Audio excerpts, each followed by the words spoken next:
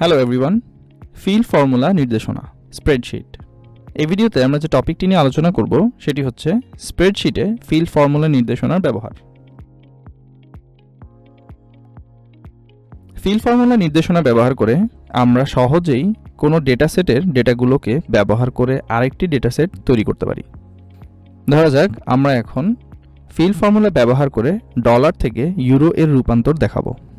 প্রথমে হোম কি প্রেস করে স্প্রেডশিট অ্যাপটি সিলেক্ট করতে হবে। এরপর ডেটাগুলো যেমন 1, 5, 6 এবং 3 ইনপুট দিতে হবে, যেগুলো ডলারের পরিমাণ নির্দেশ করে। এখন বি কলামে এদের সংশ্লিষ্ট ইউরো এর পরিমাণ বের করে দেখাতে হবে। সেজন্য প্রথমে টুলস কি প্রেস করে ফিল ফর্মুলা অপশনটি সিলেক্ট করতে হবে।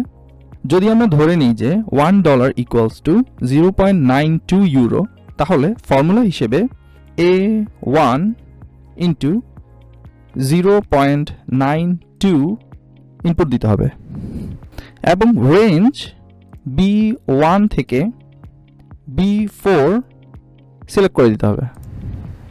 এর অর্থ হচ্ছে এ কলামের ডেটাগুলোকে 0.92 দিয়ে গুণ করে ফলাফল তার পাশের সেলগুলোতে বের করে দেখাবে। এখন ফলাফল দেখার জন্য এক্সিকিউট কি প্রেস করে কনফার্ম করতে হবে।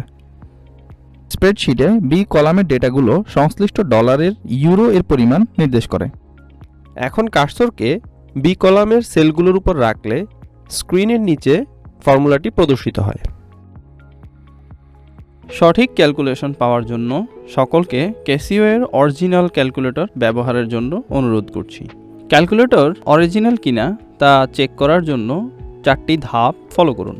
প্রথমে ক্যালকুলেটরের হোম বাটন প্রেস করে হোম স্ক্রিনে যেয়ে সেটিংস বাটন প্রেস করলে একটি কিউআর কোড জেনারেট হবে। তারপর সেটি স্মার্টফোনের মাধ্যমে স্ক্যান করতে হবে এবং লিঙ্কে ক্লিক করতে হবে। লিঙ্কটি ক্যাসিও ওয়েবসাইটে নিয়ে যাবে।